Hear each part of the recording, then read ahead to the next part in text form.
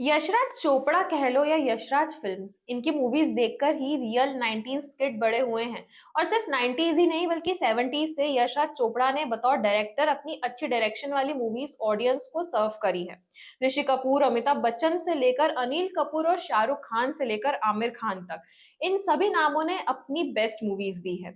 जिन movies में बढ़िया role के लिए आज भी वो एक्टर्स जाने जाते हैं। शाहरुख खान को तो कह लो उनके कैरियर की बेस्ट मूवीज यशराज ने ही दी हो। तो चलिए आज की इस वीडियो में हम आपको यशराज की टॉप 10 मूवीज के बारे में बताते हैं। सो अगर आपने ये मूवीज नहीं देखी है तो इस वीडियो के बाद आप ये मूवीज डेफिनेटली देख सकते हैं। Hello and welcome back to fun and chill, जहां हम आपके लिए लेकर आते हैं एंटरटेनमेंट का डेली डोज।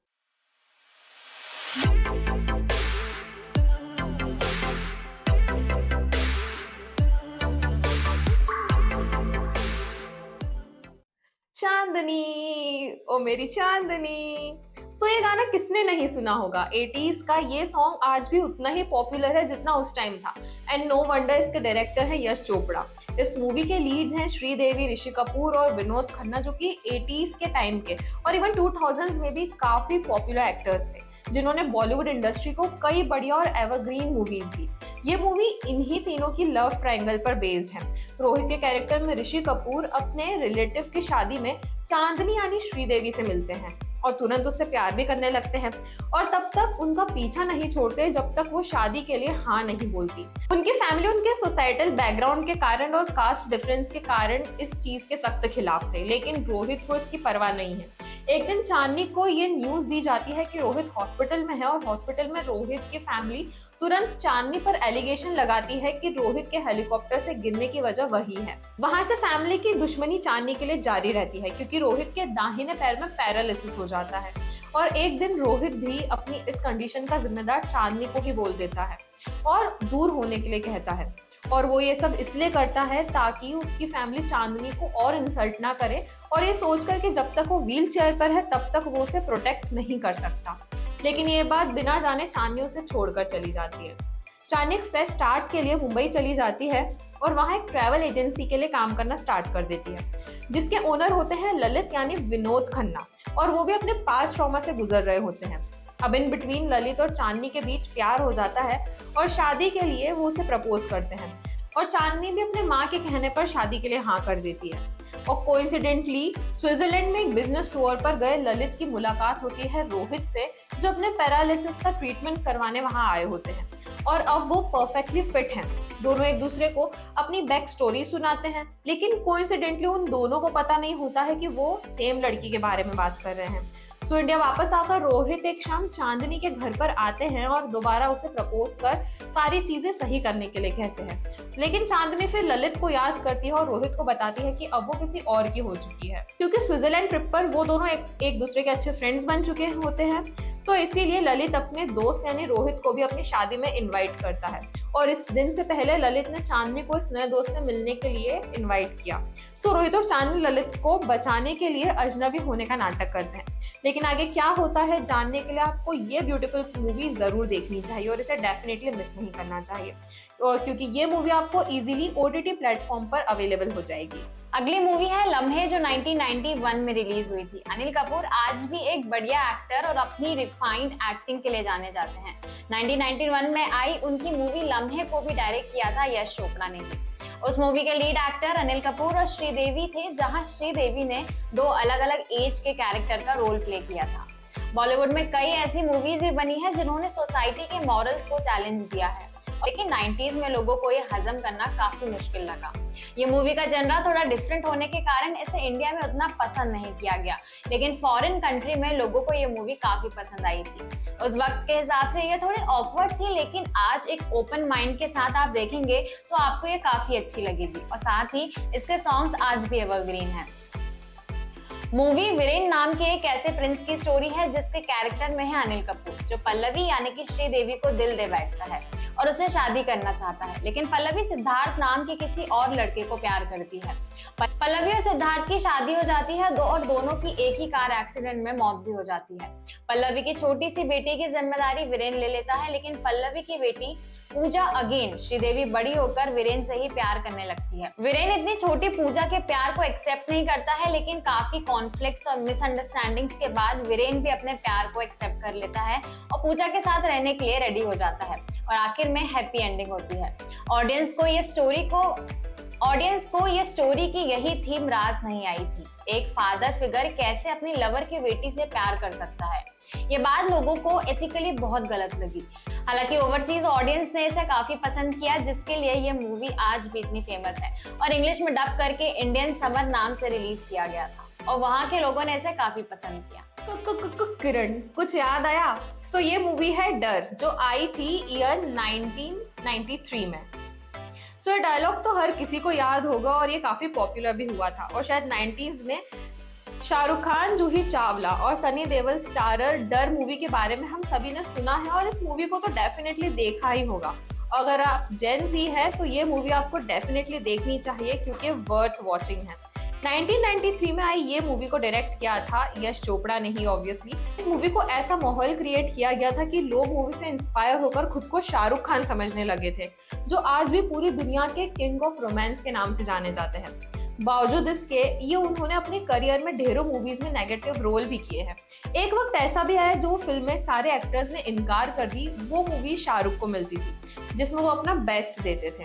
ये मूवी एक साइको लवर राहुल की है, जिसके कैरेक्टर में है शाहरुख, जो अपने कॉलेज की एक लड़की से प्यार करते हैं जो कि है जूही चावला यानी किरण। लेकिन ना ही कॉलेज और ना ही कॉलेज के बाद राहुल अपनी फीलिंग्स को किरण से एक्सप्रेस कर पाते हैं। लेकिन इसी बीच किरण की शादी उसके बॉयफ्रेंड सुनील यानी सनी देओल से फिक्स हो जाती है। अब जिस चीज का पता राहुल को लग जाता है और उसके बाद शुरू होता है एक स्टॉकिंग का खेल। राहुल अपनी इनसिक्योरिटी के चलते धीरे धीरे एक सीरियस स्टॉकर बन जाता है। वो हर टाइम किरण को फॉलो करता है, उस पर नजर रखता है, अननोन नंबर से कॉल करता है और हर जगह उसको फॉलो करता है, जो कि एक साइको स्टॉकर की निशानी है। किरण को वो उस लेवल तक टॉर्चर कर देता है कि वो अकेले बैठने तक को डरती थी। अब इसी स्टॉकिंग से परेशान होकर किरण का फियांसे और उसका भाई पुलिस कंप्लेंट करते हैं, लेकिन फिर भी स्टॉकर उनके हाथ नहीं लगता। और इसी बीच खबर आती है कि राहुल ने सुसाइड कर लिया और किरण और सुनील शादी कर लेते हैं। लेकिन ये सब राहुल का प्लान का एक हिस्सा होता है। सो प्रोफेशन से राहुल के पापा सुनील के सीनियर होते हैं और उसी के कारण राहुल धीरे धीरे सुनील से दोस्ती भी बढ़ा लेता है और उन्हें दोबारा उनके हनीमून पर फॉलो भी करने लगता है। लेकिन धीरे धीरे सुनील को भी राहुल पर शक होने लगता है और उसे पता चलता है कि जिस स्टॉकर के वो पीछे पड़े हैं वो और कोई नहीं बल्कि राहुल ही है। लेकिन अब देखने वाली बात यह है कि क्या राहुल से सुनील किरण को बचा पाता है और क्या राहुल को उसकी गलती रियलाइज होती है? तो जानने के लिए आपको डर बिल्कुल देखनी चाहिए, जो कि आपको इजीली YouTube या फिर अदर OTT प्लेटफॉर्म पर मिल जाएगी। जा सिमरन जी ले अपनी जिंदगी, ये डायलॉग तो आपको याद ही होगा। दिलवाले दुल्हनिया ले जाएंगे जो 1995 में रिलीज हुई थी। ये मूवी तो आज तक हर किसी के दिल पर राज करती है। ये मूवी ने कितने लोगों को लव गोल्स के एग्जांपल सेट करके दिए और शाहरुख खान ने एक एवरग्रीन रोल करके एक बेस्ट मूवी इंडियन ऑडियंस को दे दी। ये मूवी को भी डायरेक्ट किया है यश चोपड़ा ने, जो 90s के टाइम की one of the best movies में से एक थी, जिसे लोग आज भी उतना ही एंजॉय करते हैं। इसके लीड्स में थे शाहरुख खान और काजोल और सपोर्टिंग एक्टर्स थे अमरीश पुरी, अनुपम खेर, फरीदा जलाल, करण जौहर जैसे कई बढ़िया एक्टर्स। ये स्टोरी है राज और सिमरन की, जिसके रोल में है शाहरुख और काजोल, जो यूनाइटेड किंगडम में रहने वाले इंडियन है। राज एक अमीर इंडियन का इकलौता बेटा है जिसका रोल अनुपम खेर ने किया है और सिमरन अमरीश पुरी की बड़ी बेटी है।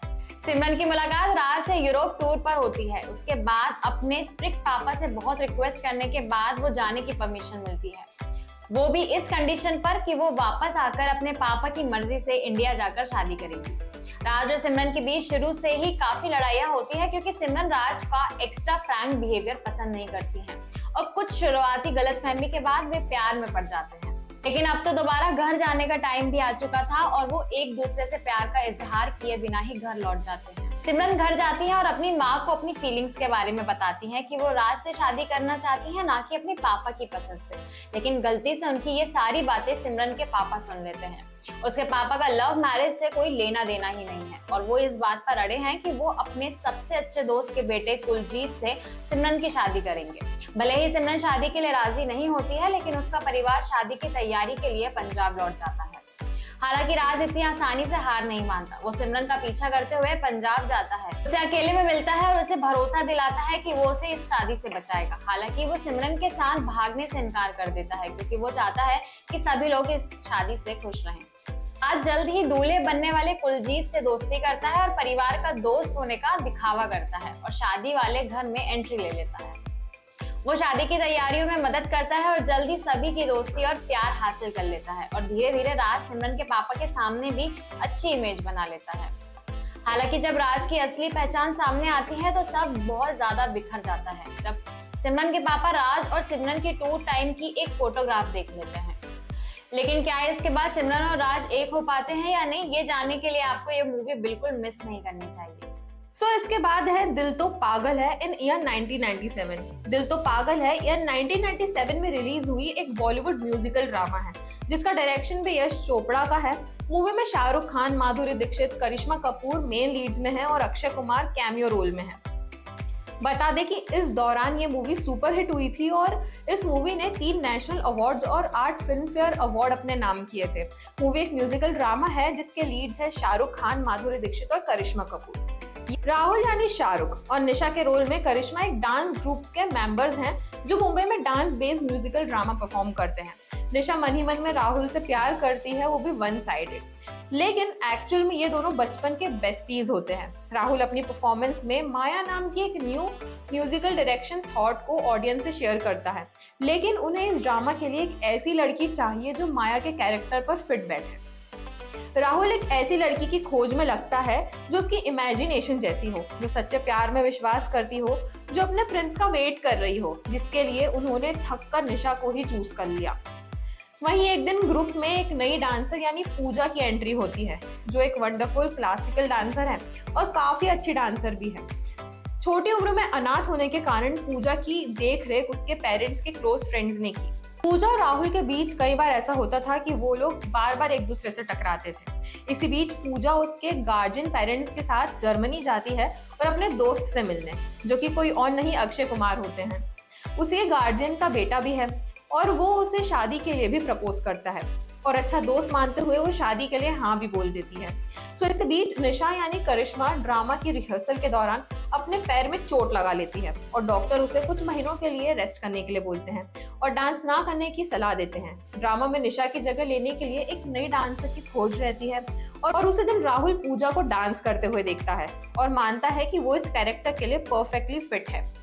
वो उसे अपने रिहर्सल में आने के लिए कहता है और बहुत हिचकिचाहट के बाद वो मान भी जाती है। आखिरकार राहुल और पूजा करीबी फ्रेंड्स बन जाते हैं। जैसे ही निशा हॉस्पिटल से डिस्चार्ज होती है और काफी परेशान होती है कि उसे रिप्लेस कर दिया गया है और ये सब जानने के बाद वो पूजा से काफी जेलस होती है। लेकिन धीरे धीरे राहुल भी पूजा को पसंद करने लगता है और इसी बीच निशा को रियलाइज होता है कि राहुल उससे नहीं बल्कि पूजा से प्यार करता है। वो लंदन अपने पेरेंट्स के पास कुछ दिन के लिए चली जाती है। रिहर्सल्स के दौरान राहुल और पूजा को ये रियलाइज होता है कि वो दोनों एक दूसरे से प्यार करते हैं, बट वो दोनों ये नहीं समझ पाते कि वो एक दूसरे से फीलिंग कैसे कन्फेस करें। लेकिन अब तो ये मूवी देखकर ही समझ आएगा कि आगे दोनों एक दूसरे को ये चीज बता पाते हैं या नहीं, और क्या निशा और पूजा उस दोस्त का जिसने उसे शादी का वादा किया है उसे पूरा कर पाती है या नहीं।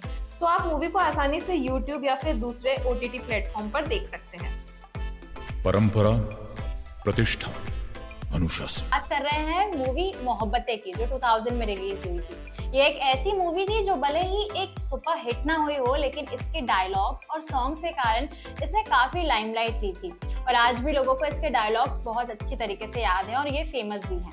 ये स्टोरी है कॉलेज गोइंग स्टूडेंट्स और उनकी लव लाइफ की, जिसके लीड्स में हैं अमिताभ बच्चन, शाहरुख खान, जिम्मी शेरगिल, उदय चोपड़ा, जुगल हंसराज, ऐश्वर्या राय बच्चन और भी कई अच्छे सपोर्टिंग एक्टर्स। जैसे कि अनुपम खेर, शमिता शेट्टी, अर्चना सिंह। ये एक म्यूजिकल ड्रामा मूवी है जो 3 कपल, एक म्यूजिकल टीचर और एक स्ट्रिक्ट प्रिंसिपल के लाइफ के अराउंड रिवॉल्व करती है। नारायण शंकर के रोल में अमिताभ बच्चन एक रेप्यूटेड बॉयज यूनिवर्सिटी गुरुकुल के स्ट्रिक्ट प्रिंसिपल हैं। नारायण शंकर परंपराओं और अनुशासन पर जोर देकर अपने स्टूडेंट्स को पढ़ाना अच्छा मानते हैं। उन्होंने अपने स्टूडेंट्स को किसी भी तरह के लव अफेयर करने से भी मना कर दिया है। जो भी अब ऐसा करता पाया जाता है तो उसे रेस्टिगेट कर दिया जाता है। ये मूवी स्पेशली यूनिवर्सिटी के 3 स्टूडेंट्स पर फोकस्ड है। समीर के रोल में जुगल हंसराज, विकी यानी कि उदय चोपड़ा और करण के कैरेक्टर में जिमी शेरगिल, जो सभी प्यार में पड़ते हैं। समीर संजना से प्यार करता है और उसके बचपन की दोस्त है उसके साथ प्यार में है, जिसका पहले से ही एक बॉयफ्रेंड है। विकी इशिका के रोल में शमिता शेट्टी के प्यार में पड़ता है, जो गुरुकुल के पास गर्ल्स यूनिवर्सिटी की स्टूडेंट है।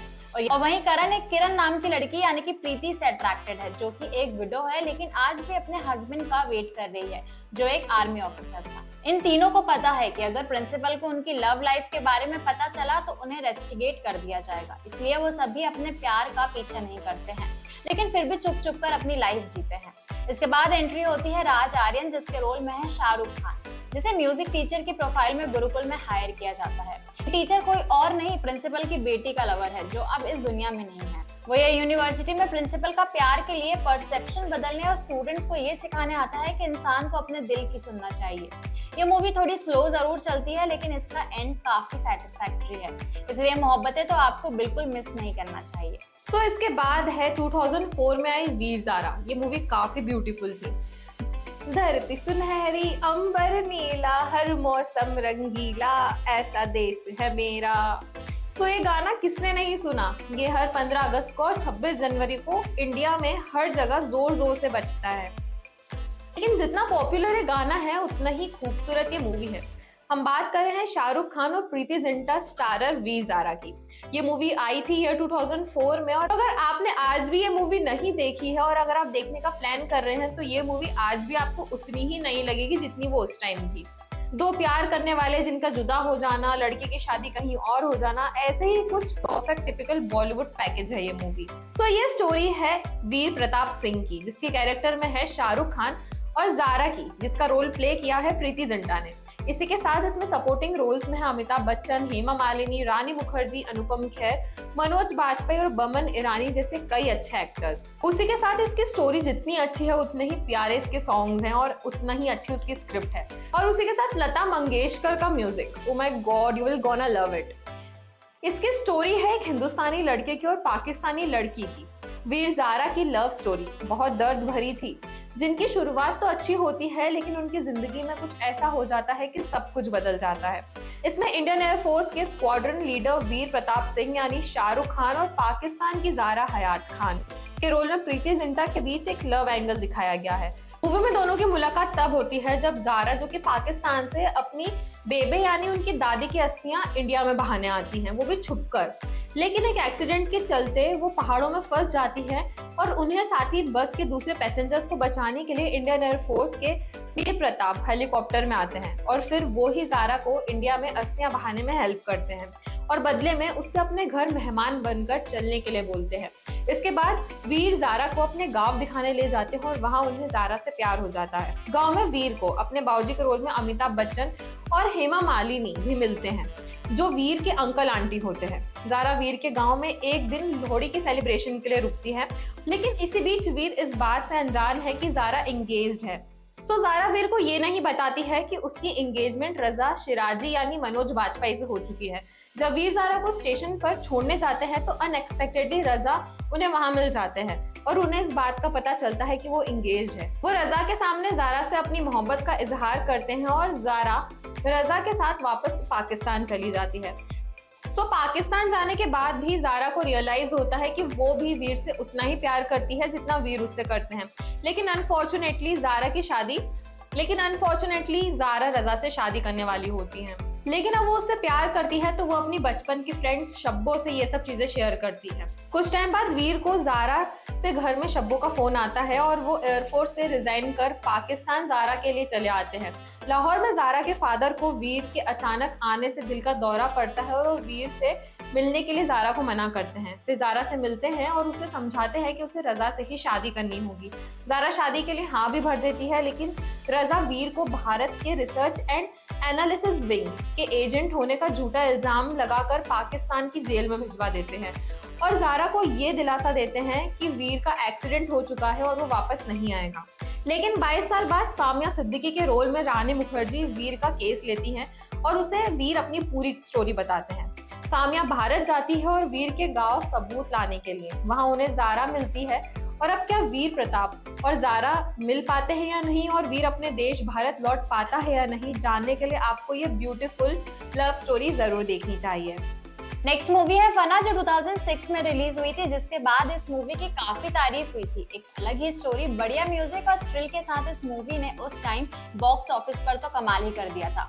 इस मूवी के लीड्स में थे आमिर खान, काजोल, ऋषि कपूर, किरण खेर और भी कई अच्छे एक्टर्स। ये एक थ्रिलर लव स्टोरी है जो आपको आखिरी तक कनेक्ट करके रखेगी।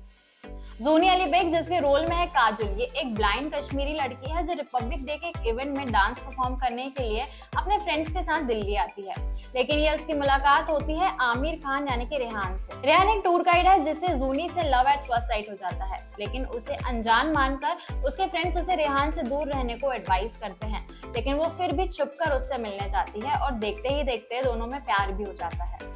जैसे ही ज़ोनी अगले दिन जाने वाली होती है, रेहान आता है और उसे अपने साथ ले जाता है और ज़ोनी अपने पेरेंट्स को रेहान के बारे में इन्फॉर्म करती है वो उनकी शादी के लिए हाँ भी कर देते हैं और साथ ही दिल्ली आने के लिए रेडी हो जाते हैं। इस बीच रेहान ज़ोनी की आई सर्जरी करवा देता है, लेकिन जैसे ही उसकी आंखें वापस आती है, ज़ोनी और उसके पेरेंट्स को पता चलता है कि रेहान दिल्ली पार्लियामेंट के एक बॉम्ब अटैक में मारा गया। लेकिन स्टोरी में ट्विस्ट तब आता है जब रेहान का असली चेहरा सामने आता है। रेहान कोई टूरिस्ट गाइड नहीं बल्कि एक टेररिस्ट ऑर्गेनाइजेशन का मेंबर है और उसने अपने मिशन और ज़ोनी में से अपने मिशन को चुना और ज़ोनी के लिए खुद को हमेशा के लिए मार दिया। रेहान इसे चुरा लेता है, लेकिन एक स्पेशल सीक्रेट एजेंट यानी कि तब्बू को उसकी इस प्लानिंग का पता चल जाता है और वो उसे रोकने के लिए सेना भेज देती है। एक क्रॉस फायरिंग में रेहान इंजर्ड हो जाता है और वो हेल्प के लिए एक एक घर में जाता है और वो ज़ोनी का घर निकलता है, लेकिन ज़ोनी ने कभी रेहान को देखा ही नहीं, इसलिए अब तक वो रेहान को पहचान नहीं पाती है और एक इंजर्ड इंसान समझकर उसकी हेल्प के लिए उसे घर ले आती है। लेकिन अब उसके आसपास उसका एक बेटा भी है। आगे स्टोरी में काफी ट्विस्ट आने वाले हैं जो आपको देखकर ही पता चलेगा और काफी मजा भी आएगा, तो ये मूवी जरूर देखिएगा। चक दे इंडिया, ये गाना तो आपने सुना ही होगा। वैसी ये मूवी भी है, चक दे इंडिया इन ईयर 2007। ये गाना जितना बढ़िया है वैसी ही कुछ ये मूवी भी है। एक लंबे अरसे के बाद यश चोपड़ा की कोई मूवी प्यार मोहब्बत से हटकर और ऑडियंस को काफी पसंद आई थी। इस मूवी में शाहरुख खान ने रोमांटिक कैरेक्टर से हटकर कोई मूवी चूज करी थी जो काफी दिलचस्प थी। इस मूवी में आपको शाहरुख एक सिंपल और एक स्ट्रिक्ट हॉकी कोच के रूप में नजर आने वाले हैं। चक दे इंडिया कबीर खान की स्टोरी है जिसके रोल में है शाहरुख खान, जो कभी इंडियन हॉकी टीम के बेस्ट स्ट्रेट फॉरवर्ड रह चुके थे।